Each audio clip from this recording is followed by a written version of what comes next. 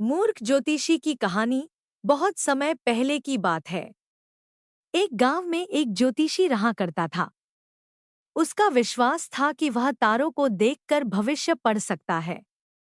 इसलिए वह सारी सारी रात आसमान को ताकता रहता था। गांव वालों के सामने भी वह अपनी इस विद्या के बारे में ढींगे हाँका करता था। एक शाम वह गांव की कच्ची सड़क पर पैदल चलता हुआ अपने घर की ओर जा रहा है। उसकी नजरें आसमान पर चमकते तारों पर जमी हुई थी। वह तारों को देखकर आने वाले समय में क्या छुपा है यह पढ़ने की कोशिश कर रहा था। तभी अचानक उसका पैर कीचड़ से भरे एक गड्ढे पर पड़ा और वह गड्ढे में जा गिरा।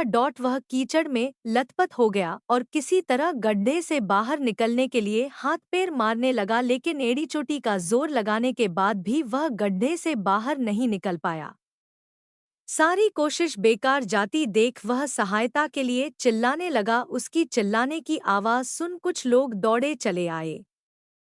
उन्होंने उसे गड्ढे में गिरे देखा तो समझ गए कि आदतवश वह आसमान में तारों को देखकर भविष्य को समझने लगा हुआ होगा और सड़क का गड्ढा उसने नहीं देखा होगा। उन्होंने उसे बाहर निकाला और बोले, तुम आसमान में तारों को देखकर भविष्य भविष्य पढ़ते रहते हो और तुम्हें यही नहीं पता कि तुम्हारे पैरों तले क्या है।